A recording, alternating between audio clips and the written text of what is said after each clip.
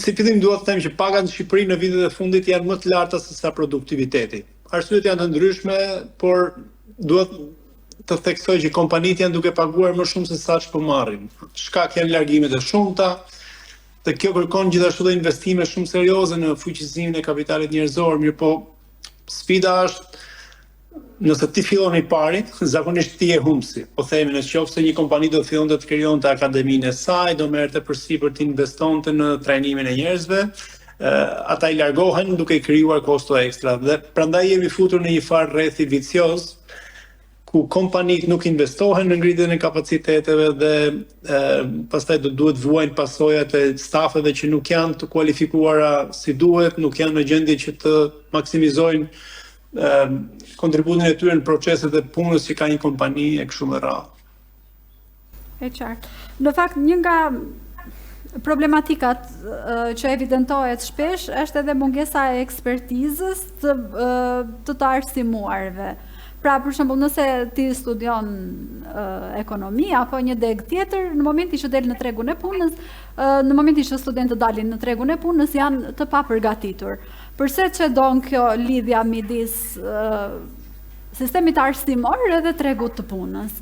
Sepse ka disa vite që nuk po rregullohet dhe ky nuk është thjesht perceptim, janë ankesat kryesisht të kompanive këto që thonë që kur vinë nga bankat e shkollës janë të papërgatitur për vendin e punës. Arsyet janë shumëta, po nëse do i përmbledhja në tre, pra kjo mos përputhja e të diplomuarve me kërkesat e tregut të punës. Si fillim mendoj njëherë që familjet shqiptare po i çojnë fëmijët vetëm në gjimnaz dhe jo në arsimin profesional. Dhe ky është një absurd shumë i madh. Vetëm 2 nga 10 fëmijë që shkojnë në shkollë të mesme shkojnë në arsim profesional, 8 të tjerë shkojnë në gjimnaz, që është rrugtimi akademik. Dhe nuk po i hy diskutimit në qoftë se të gjithë ata që shkojnë në gjimnaz janë për rrugtimin akademik, po histori tjetër kjo. Një element tjetër është që shumica atyre që zgjedhin shkojnë në universitet, shkojnë për shkenca sociale dhe jo për shkencat aplikuara, ku në fakt është nevoja më e madhe e ekonomisë tonë. Dhe një element i tretë që mendoj që është shqetësues shumë është që kurrikulat nëpër universitete i bëjnë akademikët dhe bizneset nuk përfshihen në këto procese. Dhe kjo bën që ajo që ka universitetet provojnë të jenë shumë larg dinamikave dhe zhvillimeve të sektorit privat. Dhe kështu kur ti i bashkon të gjitha elementet, ke shumë pak që shkojnë në arsimin profesional. Dhe ata që shkojnë në gjimnaz, në universitet, shkojnë për shkencat sociale. Dhe në ndërkohë, ata që shkojnë për shkencat aplikuara janë duke bërë kurrikula që i zhvillojnë akademikët në mjedis dhe universitetit pa dialog serioz me biznesin. Nuk ka fare çudi pastaj që rezultati në finale është diçka që kompanive nuk ju bën sens. Pra, në fakt, pastaj që të marrim me pak edhe anën tjetër, sepse duket tani sigurisht pak në qafë vetëm punonjësve që të papërgatitur, por edhe punonjësit nga ana tjetër, edhe sipas asaj që është parë, ka një shkelje masive të drejtave të punonjësve, mos funksionim të sindikatave, paga të ulta, juve thatë që pagat janë më të larta se sa performanca, por në fakt ka edhe industri të ndryshme të cilat paguajnë më pak se sa realisht punonjësit meritojnë. Dhe në ndër vite, punonjësit shqiptarë kanë qenë deri diku edhe pak të diskriminuar përsa jo përket pagave, sepse kemi patur paga deri edhe në qesharake, kujtojmë që deri para pak kohësh, njerëzit paguheshin vetëm 400 euro, dhe që vazhdojnë edhe paguen aq. Ka plot kompani që e bëjnë ende këtë, megjithse ligji për pagën minimale tashmë është dhe përcaktuar që paga duhet jetë 50.000 lekë. Sërish edhe kjo nuk zbatohet, nuk paguen sigurimet, ka 1001 arsye përse nuk përse punonjësit duhet të ankohen. Tani, si mund të zgjidhet kjo situatë dhe çfarë e pengon kompanitë që edhe pse përballen me një mungesë të punonjësve të krahut të punës, sërish nuk i korrigjojnë këto gabime, sikur të bëjnë edhe një përpjekje minimale që të ketë një atmosferë të paktën në punë më normale. Patjetër që është shqetësim. kam dyshimet e mia në qoftë se kjo është arsye kryesore e rendimentit të ulët të kompanive shqiptare. Qysh nga viti 2020 mendoj që dinamika në tregun e punës ka ndryshuar ndjeshëm dhe tani ke më shumë ofertë se sa kërkesë për të punuar. Dhe fakti që ka më shumë kërkesë se sa ofertë i fuqizon pozitat e punëmarrësve. Pra në rastin kur ti ke 3-4 alternativa kur shkosh të punosh, sigurisht që nuk do të shkosh të punosh te kompania që të trajton keq, që nuk të paguan atë çka ti mendon se të takon e kështu me radhë. Pra, ka një konkurrencë më të lartë për stafe se sa konkurrencë për të gjetë punë sot. Megjithatë, ajo çka ju thoni, patjetër që ndodh, ka sektor të caktuar ku kjo ndodh më shumë, ka rajone të caktuara në Shqipëri ku kjo ndodh më shumë. Ndodh masivisht. Po pra, patjetër, po sektori fason nuk e kaloi klasën, edhe pse 2-3 herë psoi kriza të forta në Shqipëri. Më e fundit ishte kursi i këmbimit dhe ikin nga një qytet në një qytet tjetër më të vogël për të gjetur krahun e lirë të punës, po kjo nuk është një zgjidhje e qëndrueshme sigurisht. Por unë mendoj që në çdo rast, në 6-7 vitet e fundit, prej dinamikave të jashtme, pra kryesisht konjunktura e tregut punës në Europë, dhe fakti që shumë shqiptarë mund të largohen në Europë tani më lehtë, sepse në Austri, në Gjermani, ligjet janë bërë shumë më mundësuese që të shkojnë dhe të punojnë atje, ka krijuar një presion shumë të madh te kompanitë që janë të detyruara tani më të përmirësojnë kushtet e punës, kryesisht tek pagesa dhe pastaj të tjerat. Por jam shumë dakord që është e nevojshme të përmirësohen kushtet, megjithatë unë dua ta shoh kështu me këtë sy që përmirësimi i kushteve, pa u fokusuar tek përmirësimi i eficiencës, nuk do rrisë rendimentin e kompanive dhe përrjedhoj, ato kompani nuk do të jenë më të mirë pozicionuara për të maksimizuar përfitimet e tyre në treg dhe për të gjeneruar rritje ekonomike të Shqipërisë. Pra është një gjë për të folur për drejtat e njerëzit dhe drejtat e punëmarrësit, shumë mirë patjetër, po për aq kohë sa kemi kompani që nuk performojnë mirë, do të jemi duke folur për drejta në kushte të rënduar atë situatës të rendimentit dhe përrjedhoi duke cënuar zhvillimin ekonomik. Kështu që mendoj fokusi duhet të jetë tek krijimi i një kulture pune tek individët që i bën të gjithë të mendojnë si mund bëjnë gjithnjë edhe më i gjindshëm, më produktiv, që gjatë orës time të punës unë të prodhoj më shumë, për shembull, si mund ta përdor teknologjinë e informacionit dhe komunikimit për të rritur produktivitetin, si mund të bëhem një përdorues i mirë i teknologjive që ka kompania, etj. Pra duhet një qasje pak më sipërmarrëse nga secili prej nesh për të qenë më produktiv, sepse 29% për mua është kamban alarmi.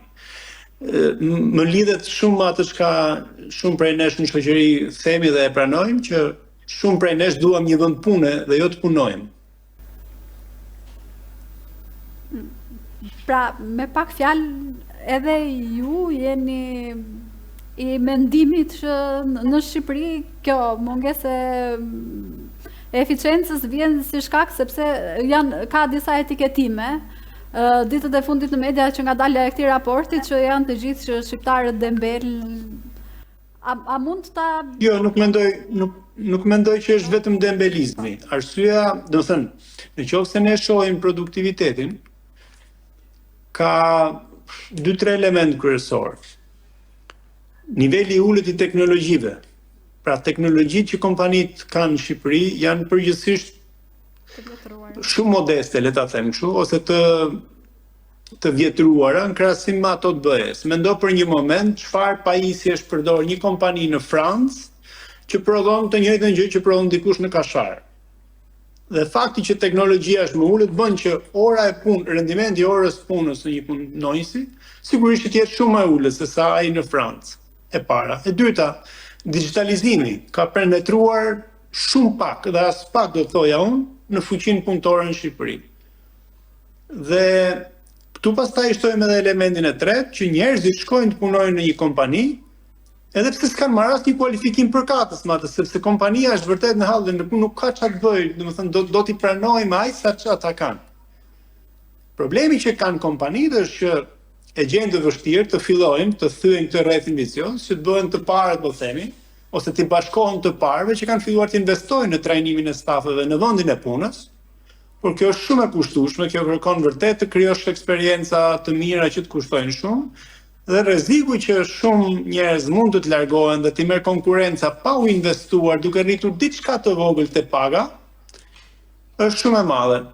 Dhe është edhe çik çështje e kulturës së punës në kuptimin e një farë integriteti dhe një marrëveshje që ti bën me punëdhënësin tënd, që nëse do investosh te unë që të ngrej kapacitetet, unë të garantoj që për një farë periudhë kaq e aq unë do vazhdoj të kontribuoj te kjo kompani. Po tani këto janë të gjitha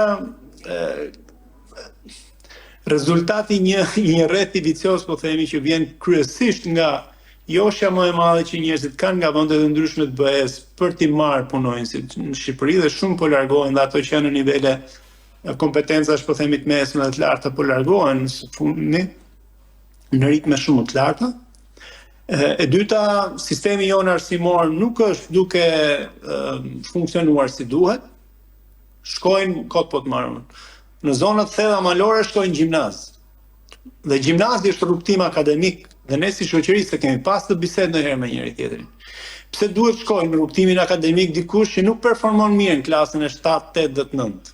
Këtë unë nuk e kuptoj. Dhe askush nuk arrin të ma shpjegoj. Po në ndërkohë është një absurditet që çdo vit ne çojmë dëm një brez të tërë, një kohort të tërë të rinj, i çojmë dëm duke qenë për inerci te gjimnazit e lagja, pik. Dhe i heqim mundësinë që ata fitojnë një zanat, një profesion, të cilin mund të fillojnë ta aplikojnë më herët në jetën e tyre, gjenerojnë të ardhura dhe pastaj kur duan të specializohen të shkojnë në universitetet e shkencave të aplikuara në profilet që ata tani më kanë krijuar eksperiencë për të rritur kualifikimin, për të rritur të ardhurat, për të rritur produktivitetin. Pra nuk është aq e thjeshtë, nuk është një faktor që e sjell gjithë këtë problematik, janë një sër faktorësh. Megjithatë, unë mendoj që si fillim shoqëria jonë duhet filloj vërtet të reflektojë shumë seriozisht se si po i orienton fëmijët drejt arsimit. Dhe po i orienton shumë keq. Keq për drejtën fakt. E qartë. Në fakt doja edhe të prekja edhe një aspekt tjetër, sepse shpeshherë kompani të sektorëve të ndryshëm, përveç turizmit kohët e fundit që ka marrë shumë njohur zhvillimi, edhe ndërtimi, të cilët janë, po themi, sektor fitimprurës, sektorit e tjerë përballen edhe me mungesë kreditimi nga bankat, sidomos ka sektor si bujqësia, po themi, që pothuajse nuk kanë fare kreditim, për shkak edhe të informalitetit të lartë, dhe normalisht gjithmonë më pak ka njerëz të orientuar drejt bujqësisë. Domethënë të paktën unë personalisht nuk njoh njerëz që të thotë që unë dua të bëhem blegtar. Nuk kam dëgjuar këtu e 10 vitet e fundit. Në një njerëz që të ndrojë. Po tani edhe kjo çështja s'dua të bëhem blegtar, ka të bëjë pak me një mungesë sensi, me thënë drejtën, ose le ta quajmë ignorancë. Çfarë dua të them? Jo fjala rëndom që dëgjojmë për kafene, po ignorancë do thotë të ignorosh faktet që ti ke përballë syve tuaj për të marrë vendimet e duhura. Tani nuk ka njeri në Shqipëri që nuk e di që kilja e djathit ka shku sa kush nuk di të kallëzojë, dhe se numri i njerëzve të cilët merren me blegtori dhe me përpunimin e qumshtit është duke u reduktuar dita ditës. Tani ky është një oportunitet ekonomik. Po sigurisht që askush nuk do ndoshta të prish terezinë e jetës vet, të lerat e komoditetin që na sjell jeta e përditshme, dhe të shkojë malit të merret me baktitë dhe të sfidohet në 100 forma. Bujqësia dhe blegtoria janë në këtë stad ku janë sot, edhe sepse shumë njerëz nuk preferojnë që ta çojnë jetën përpara ashtu. Dhe e drejtë ndoshta është. Po sërish vit tek ato elemente që po thoya që parë për produktivitetin e ulët. Ne nuk kemi shumë teknologji bujqësore të shpërndarë nëpër territor. Dhe sigurisht mund të jetë edhe çështja e kreditimit. Ne nuk kemi digitalizimin, pra të përmirësosh mënyrën se si ti identifikon, po themi, sëmundje, dhe ti trajtosh, pra të gjithë këto elementet e teknologjisë, duke mos qenë të përdorura në masë, e bëjnë shumë më të vështirë punën në bujqësi dhe unin edhe rendimentin. Dhe kjo pastaj i vë shumë njerëz në pikpyetje, a ja vlen barra Qiran që të vazhdojnë atë sezonin tjetër apo vitin tjetër të vazhdojnë të merren në bujqësi për blegtori. Megjithatë, çfarë shohim në disa zona, për shembull zona e Lushnjës, Fierit, apo në Pemtari në disa zona agrume të kështu me radhë, mendoj që produktiviteti është duke u rritur dhe në sasi, në tërësi Shqipëria po ka rritje të produktit bujqësor blegtoral, qoftë në konsumin e brendshëm apo dhe në eksporte. Megjithatë kreditimi sigurisht është shumë e drejtë ajo që ka thoni ju, është një shqetësim i madh, por çdo muaj dëgjojmë marrëveshje të reja që kanë banka të nivelit dytë me institute që japin garanci, po themi, për kredit në bujqësi dhe në blegtori, sepse çështja e prodhimit bujqësor dhe blegtoral është edhe çështje e sigurisë kombëtare, e sigurimit të ushqimit. Kështu që tendenca duket si pozitive, por nuk e shoh faq shumë mungesë të kapitalit, se sa mungesë të dëshirës dhe gatishmërisë të njerëzve për ta kthyer tokën e tyre bujqësore në një aset për të zhvilluar ekonominë e familjes tyre dhe për rrjedhoj edhe ekonominë e vendit. Mora bujqësinë si shembull edhe për faktin që shpeshherë harrojmë që edhe në bujqësi ka ndërmarrje dhe gjithmonë ndërmarrjet të shikojmë të përshëndruara më shumë në zonat urbane dhe harrojmë që në fakt Shqipëria ka një territor shumë të madh rural. Dhe për këtë arsye prandaj u ndala edhe te ky sektor sepse shpeshherë thash shihen sektor si ndërtimi apo fasonët që janë kryesisht urbane si industri. Shumë drejt. Dhe për këtë arsye tani deri para pak vitesh të paktën bujqësia zinte një përqindje shumë të madhe dhe ka edhe numrin më të madh të punësuarve me gjithë informalitetin e lartë që ka si sektor. Dhe tani para disa ditësh unë nënshkrua edhe një memorandum midis bankave, sipërmarrjeve dhe qeverisë për kreditimin që është nisma dyfisho sipërmarrjen tënde. Dhe ishte pikërisht edhe kjo thirrja edhe e qeverisë për bankat që të kthejnë syt edhe nga bujqësia për kreditimin. Tani edhe ekspertë të ndryshëm ekonomie për median ton kanë thënë që bujqësia e ka pak të vështirë që të thithë këto financime për shkak të arsyeve që përmendëm edhe më sipër. Kështu që ndonjëherë nuk mjafton të mendoj që nisma. Duhet një shenjë pozitive mendoj që është ardhja në tregun shqiptar të bankës turke, që është shumë e specializuar në fushën e bujqësisë, sepse dhe bankat të shkollajt thuash hidhni syt, jo se s'duan. Po do një farë specializimi që ti të merresh me kreditimin e bujqësisë dhe blegtorisë, sepse tipologjia e produkteve atje, cikli, kur hidhet investimi dhe kur arkton, është shumë më i ndërlikuar se sa ato çka tipologjikisht bankat sot janë mësuar. Kështu që edhe kur të filloj kjo tendencë, po themi një vëmendje më të shtuar, do doj kohë derisa të stabilizohen gjërat dhe linjat e kreditimit. Megjithatë unë mendoj që në çdo rast bujqësia sa më shumë që të rrisë rendimentin, aq më shumë do ulet numri i njerëzve që punojnë, sepse futja e teknologjisë bën që të nevojiten sa më pak njerëz. Gjithashtu mendoj që edhe shifrat janë artificiale, shifrat e njerëzve të punësuar në bujqësi, sepse është kjo ideja që është kjo skema që ne kemi, nëse ti jeton në fshat dhe ke pronësi tokë bujqësore, ti quhesh i vetë punësuar në bujqësi për efekt të përjashtimit nga ndihma ekonomike dhe shumë mirë, logjika është shumë e saktë. Po nga ana tjetër kjo nuk do të thotë që pse ti ke tokë në fshat, ti punon në bujqësi, se shumica e njerëzve nuk e punojnë tokën.